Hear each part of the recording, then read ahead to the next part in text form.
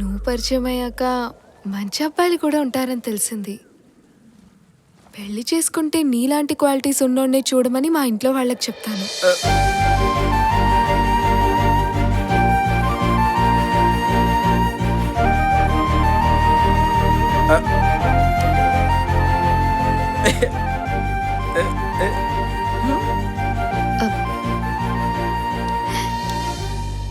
One minute. అరే రవి అన్నా ఇక్కడ ఒక అమ్మాయి నన్ను లవ్ ప్రపోజ్ చేసే సింప్టమ్స్ ఏవో కనపడుతున్నాయిరా. యాక్సెప్ట్ చేసామంటావా? ఫస్ట్ అమ్మాయి ఫ్యామిలీని చూడమని చెప్పాను కదా, చూసావా? లేదు.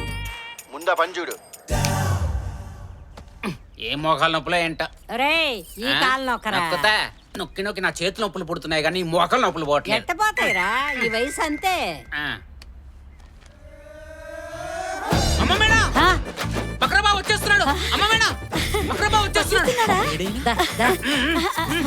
మనకున్న ఫైనల్ ఆప్షన్ మలేషియానే. నాకు తెలుసు, ముందు ఈయనకి చెప్పండి. ఏవండి, మలేషియా ఆప్షన్ మిస్ అయితే ఇక పర్మనెంట్ గా ఈ ఊర్లోనే ఉండిపోతాం. ప్రసాద్ బాగున్నావా? బాగున్నానండి. నమస్కారం బామ్మగారు. వీడు పాండి మా పనాడు, మా పెద్ద కొడుకులు అంటాడు అనుకో. బాగున్నారా బావ సార్? మిమ్మల్ని ఎక్కడ చూశాను. ఇయ్యాల ప్రసాద్ ఏంటి ప్రియుంటిని ఇంటికి వస్తావు ఏంటి? చిన్నప్పుడు కూడా అంతే, ప్రియున్నప్పుడు వచ్చేవాడు. చిన్నప్పుడు ఎంత మంది పిల్లలున్నా ప్రియా ప్రియా అని ప్రసాద్ ప్రియా వెనకాలే తిరిగేవాడు, గుర్తుందా? అవునా? వీళ్ళిద్దరూ మూడు పెళ్ళ మాటలే ఆడుకునేవాళ్ళు. ఊర్లో ప్రియా ప్రసాద్ ఎక్కడ అంటే గడ్డి బామ్ వెనకాల ఉన్నారనేవాళ్ళు. ఒకే కూల్ డ్రింక్ లో 2 స్టార్లు వేసి తాగేవారు, ఒకే ప్లేట్ తినేవారు కూడాను. నేను మర్చిపోయావా? ఆ ప్లేట్ నిన్నే కడిగేవాడిని బావా, గుర్తులేదా నీకు? ప్రసాద్, ఇవన్నీ నీకు గుర్తులేవా? ఫీజు ఎందుకు అలా పెట్టావు? అంటే అది ఒకసారి నాకు సరిగా గుర్తు రావట్లేదు.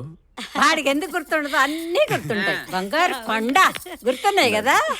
దా కూర్చున్నారా? కూర్చోండి, కూర్చోండి. పలహారాలు తెప్పించమే. పాండి వెళ్ళు పాండి. తీసుకురా తొందరగా. బాబు, నీకు నచ్చిందే వండింది నా కూతురు ఈ రోజు. అవునా? బావ సార్ స్పెషల్.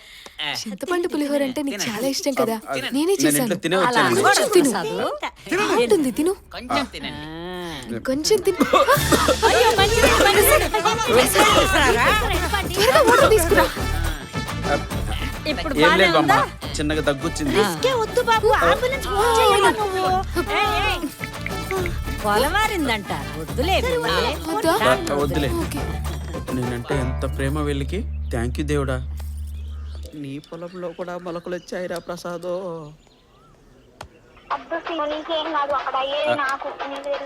కరెక్ట్ అయిన ఫోన్ చేశారు రైడు. అరే, ఇప్పుడే ఫ్యామిలీ మొత్తం ఆడిషన్ చేశాను రా. నువ్వు భయపెట్టినట్టు ఏం లేదురా. అవునా? అందరూ ఆప్యాయంగా పలకరించే మనుషులే. అసలు ఒక విషయం చెప్పనా? ప్రేమ అనే పదానికి పర్యాయ పదం రా ఈ ఫ్యామిలీ. నాకెందుకో కొంచెం తేడాగా ఉందన్నా. అరే ఎల్లహే, పన్నోడిని కూడా సొంత కొడుకులా చూసుకునే ఫ్యామిలీ రా ఇది. ఓహో. రేపు కాబోయే వాళ్ళని ఎంత గొప్పగా చూసుకుంటారో. నాకైతే శతమానం భవతి ఫ్యామిలీ లాగా చూడముచ్చటగా ఉన్నారా. సర్లే, నువ్వు హ్యాపీగా మరి. ఫోన్ పెట్టి. అరే రే రే, అప్పుడే ఫోన్ పెట్టేకు. లాస్ట్ నా 5 minutes ఎక్స్పీరియన్స్ తో నీకు కొన్ని సజెషన్స్ ఇస్తా. నెంబర్ 1, నీ అత్త మామ బామ్మ పనుడు పెదవులైనంత మాత్రాన ప్రపంచం మొత్తం అలా ఉండదు. నెంబర్ 2, నాకు ఇచ్చినట్టు రెడ్ ఫ్లవర్ సలహా ఇంకెవరికి ఇవ్వకు. ఇప్పుడు ఫోన్ మడిచి. సరే, అనుభవిస్తావులే.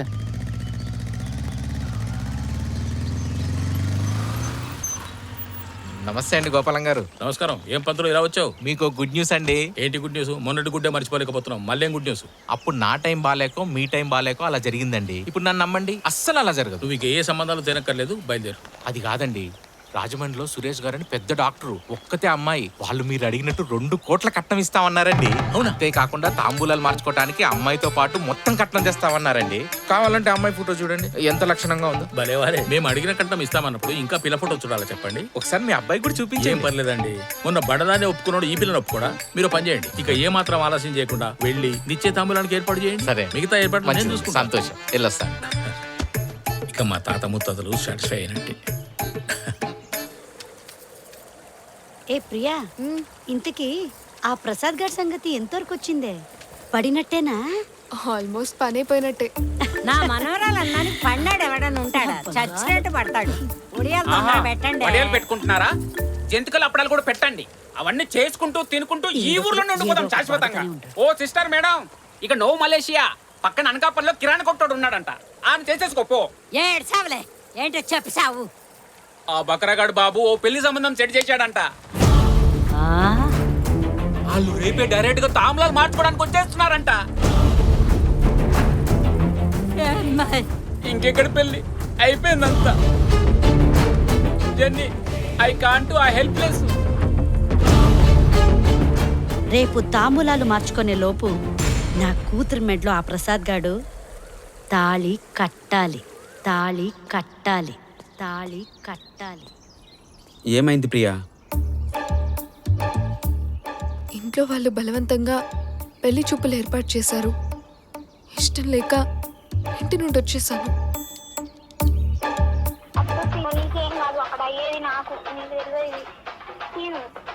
నీ ఫోన్ నుంచి కాల్ వస్తుంది ప్రియా.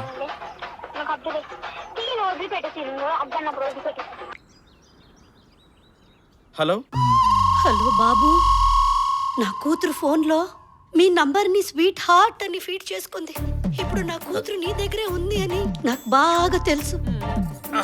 పెళ్లి చూపుల్లో నుంచి వెళ్ళిపోయిందని ఆ నలుగురికి తెలిసే లోపు మా అమ్మాయి గారిని తిరిగి పంపించండి బావగారు. మీరు పొరపాటు పడుతున్నారండి. మా ప్రియలో మార్పు వచ్చిందంటే అది మీ వల్లే అని మాకు తెలుసు బాబు. వీలైతే వేరే అమ్మాయిని ప్రేమించండి, పోయేదేముంది, మహా అయితే తిరిగి ప్రేమిస్తారు లేదా చిప్ప అంటారు. బాబు, నా కూతురు మనసులో మీకు తప్ప వేరే ఎవ్వరికి స్థానం లేదనే విషయం నాకు లేట్ అయినా లేటెస్ట్ గా తెలిసింది బాబు. సీతారామంలో సీత కంటే సిన్సియర్ గా ప్రేమించిందయ్యా.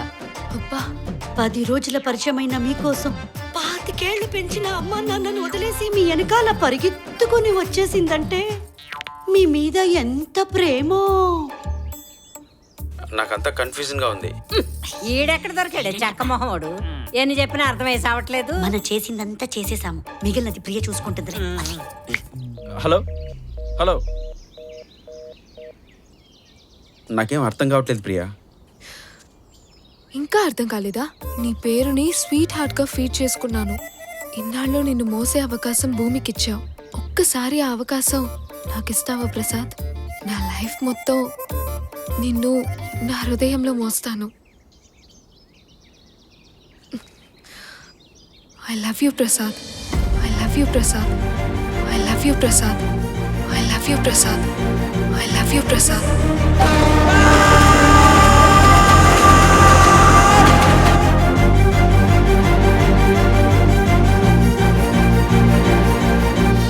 నాకు తెలిసి నేను కూడా ఇంతవరకు ఏ అమ్మాయితో ఇంత క్లోజ్గా మూవ్ అవ్వలేదు. నీకన్నా మంచి అమ్మాయి ఎంత వెతికినా దొరకదేమో. I love you too Priya. మనం పెళ్లి చేసుకుందామా? అది జరగని పని ప్రసాద్. ఏ ఎందుకంటే మన పేరెంట్స్ ఒప్పుకోరు.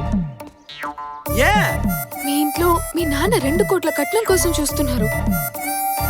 ఇలా ఉండగా మనం ఎలా కలుస్తాం చెప్పు? అంటే మనం ఎప్పటికీ పెళ్లి చేసుకోలేమా? వాళ్ళని ఒప్పించి మాత్రం పెళ్లి చేసుకోలేము. మరి ఎలా? ఇలాంటి సమస్య ఉప్పెన సినిమాలో ఆశకి బేబమ్మకి ఎదురైతే వాళ్ళు ఏం చేశారో తెలుసా? తర్వాత వాళ్ళ నాన్న ఏం చేశాడో తెలుసా? మా నాన్న అలా ఏం చేయరు. ప్రామిస్? ప్రామిస్.